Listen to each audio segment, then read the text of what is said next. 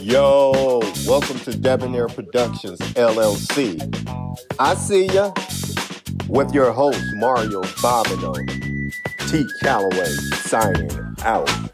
Peace. Hello, beautiful people, and welcome to another episode of I See You, Monique Dismuke. How you doing, young lady? Hey, I'm great. Well, before we start this interview off, let me give the viewers a little bit of our history together. Okay. I pretty much met Mona back in 1988 when she was still at Beehive. I was working at Copeland's, interning at Channel 2 and about to kick off my film career. And I met a good girlfriend of hers, Erica. Then Erica brought Monique on board. And I think the first project we did, Quiet as It's Kept, is the MC Quick video. That was the first project. It probably was. Yeah, MC Quick. And then from there, I had a show called A Debonair Fair, which you was one of my hosts. We did a lot of skits and shorts, and it was a very beautiful relationship. So now that people know that our history, now let's get into the interview. All right. So you're an independent black woman, female, which I'm very proud of you because I've seen your growth.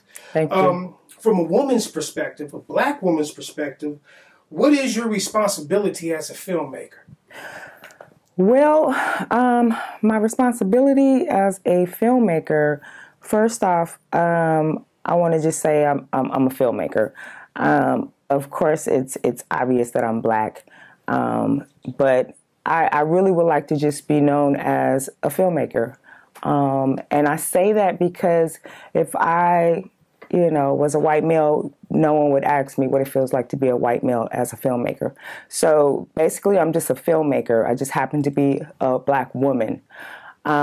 So my responsibility as a filmmaker is to create projects that are amazing, that draw people in, that show people life, show them themselves. And there's so many different elements that we can portray because life imitates art. So as my responsibility is to put out positive images of not just black people, but all people, and kind of bridging that gap to where it looks like, we're all united as we should be. Great answer. Now I'm going to take it back to when we were working together, and I remember I was doing a skit called Clubbing at a downtown Oakland club. Jeffries? And there you go.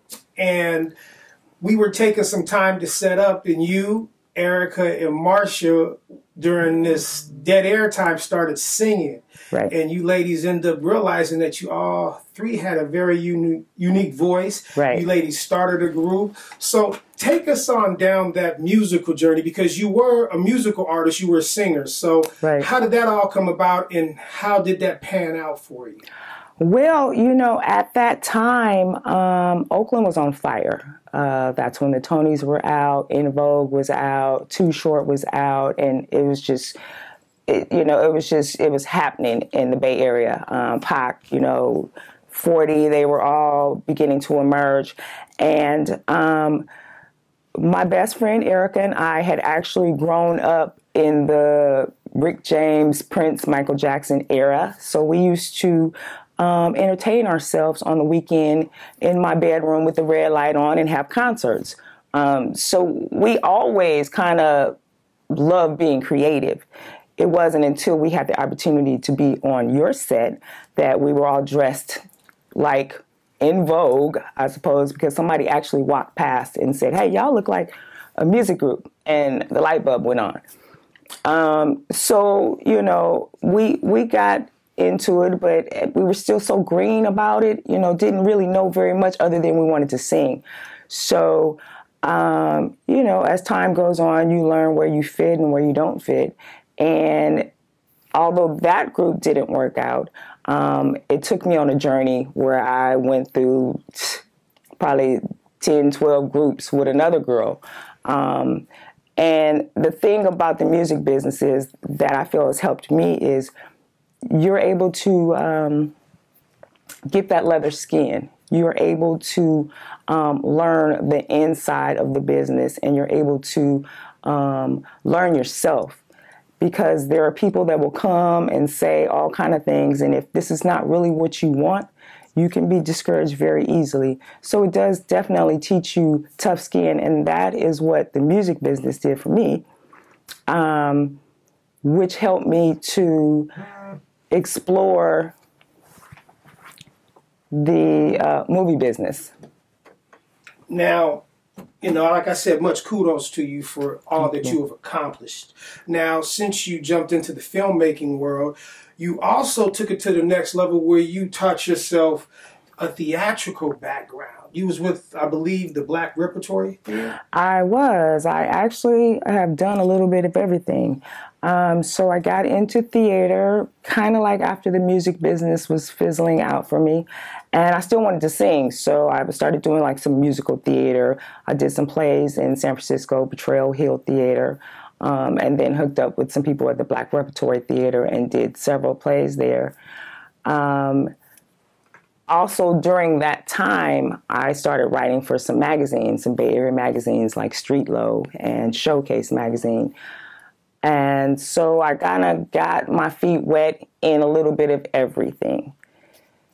Interned for Channel 2 as well. Took journalism classes at Laney. And all of these experiences at that time when I was a writer, I was a writer. When I was doing theater, I was doing theater. The only thing about doing theater is it took too much time. And we all know that we can't get our time back. So if you got to rehearse all week and then the shows are going on 2, 3, 4 weeks at a time, for me, it wasn't worth it, although I enjoyed it. So that's how filmmaking came a little more easy for me to sink my teeth into.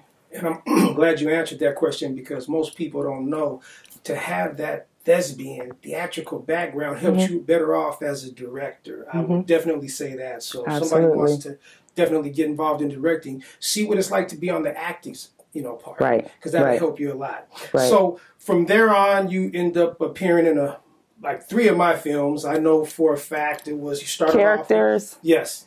Characters. Female Law Firm. Which you came in and stepped in at the last minute, but I knew you could do it because I knew of our work and relationship history. I mean, we go back. That's what I'm saying. So I said, Mona, I need you at the last minute. You came through, and to me, you nailed it. If we was giving out awards, you would have got Best Supporting Actress. You could best to believe that. And then you was in the Marshawn Lynch film. You did an excellent job in that, and hopefully one day we're gonna get that together, and that's gonna come out, because that's I hope so. Oh no, trust me, I'm working on that. And in addition to that, you had a role in Fruitvale Station, and which is really cool about that. It wasn't a speaking role, but one thing I liked about you is, Mona, you knew how to get yourself in a position in that BART scene to get on camera. Right. And I said, okay, that's what's up. Right. You knew where the cameras was at, and you worked it. And I said, oh, damn, there goes Mona. So in addition to that, you started directing some films. Let the viewing audience know what films you directed and how can they see them now. Well, I wrote a film called The Rapture, and I directed it, co-directed it and produced it. And then I also directed a film called Her Leather Coat. And both of these movies are on Amazon and Tubi. So that is Her Leather Coat and The Rapture. Also, what else do I have on there? Chase Lounge, which we're going to talk about a little later. I got stuff coming up. So, right now, those are the 2 main right now. And let me go back a little bit. All the films that you was in, even I know you learned something from me, Fruitvale, working with Pharaoh. Yes. What experience did you gain from all of this? Well, the experience that I personally gained, and, some people might see it as not necessarily a good thing, or we all see things differently. But for me, I did a lot of extra work in the city. And I had been on a lot of cattle call movies like San Andreas and different things like that. And I saw how a lot of the PAs really talk to people crazy. And I personally vowed, at that time I was just wanting to be an actress, but I vowed that if I ever got in the position to kind of be in control of well, not in control, but, you know, lead people, that I would always treat them with respect. And if something was going wrong, I'd pull people to the side or whatever. I'm not going to bust you out unless you acting a fool, and there's no other way. But for the most part, I learned how to communicate with people, how to deal with people, and how to get people to do what you need them to do. Because again, as an independent filmmaker, we don't have money to pay you. And we all still got day jobs. So we're working on the weekends. So I need people that are able and dedicated to give their time on the weekends. And that comes over time as you meet people for making movies. And that's what's up. So let's go into the next question. So what is your take on the film movement in the Bay Area right now? Well, I think there's a lot of independent filmmakers that are making some strides, and then there's some people that are from the Bay Area that are making some good series and doing things, but they have bigger budgets. I appreciate that they're coming to the Bay and making the series, but I don't see any of the people I know on the sets. And, I know it's like that. People bring their own crews, but I think that whenever you come to anyone's city, you should always incorporate some of those people that are in that town. But the movement, I think, actually is doing good. I think there's people that are becoming way more creative and just taking chances. And that's really what's going to make it happen, taking a chance. And that's what's up. Now, I'm all about trying to help the younger generation, kids in high school, kids in college. Right. So if someone is green from your perspective, green on the filmmaking tip, what advice would you give them, especially from a woman's perspective? Because a man and a woman, when women are attractive, you're an attractive woman. I know men come at you sometimes crazy thinking like the casting couch, but we got beyond that with this Me Too now movement. Yes. So what advice could you give to the up-and-coming filmmakers in reference to what they need to proceed, advice-wise? I think any up-and-coming filmmaker, whether you're a male or a female, I think is to really learn your craft. And sometimes that's just getting in on sets and learning what it's like behind the scenes. That means getting on YouTube, whatever you got to do to learn how to write a script or to meet people, to be on different sets. But you also have to realize that we all have something to bring to the table. And so I never feel that anyone should have to disrespect themselves in any way to be on a set. And I've not actually seen it, but I've heard of it happening actually on one of the sets that we are both very familiar with. Yes. And how that person felt a little while later after they had took that leap to want to be in that position when they didn't realize what it entailed. But you don't have to do anything if you have talent. Let your talent speak for itself. So that's my biggest advice, and learn as much as you can. Get around people that know what they're doing, that have been where you're going. Find a mentor. I mean, I even have a mentor. So I think having a mentor is one of the biggest things. And I just want to clarify, it did happen on my set, but I had nothing to do with that whatsoever. I wasn't going to say who said it was. No, I know, but I just want to let people know. It happens. It happens. It definitely happens. So not as much now.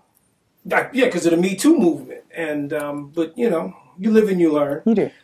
So moving forward, I know I had the chance to read your script, Chase Lounge. I thought it was a good script. I know it's like a series. Yes. And I know you shot part of that series. Yes. What's going on with that? Because I like the script. And so we shot the pilot episode, and right now I have some sound editing being done. I'm in post, some editing done, getting a score together. As a matter of fact, my girl Erica is putting some music down for me, and getting some sound together and just finishing up some edits. And then I just got to figure out what to do with it from there. It's going to happen. It's definitely going to happen. I definitely like what I saw. Yeah, and I have 8 other episodes just ready to go. So it's, we'll see. We'll see. So as a director, what do you look for in talent? Well, I look for people that are dedicated. I look for people that are committed. I look for people that will go the extra mile.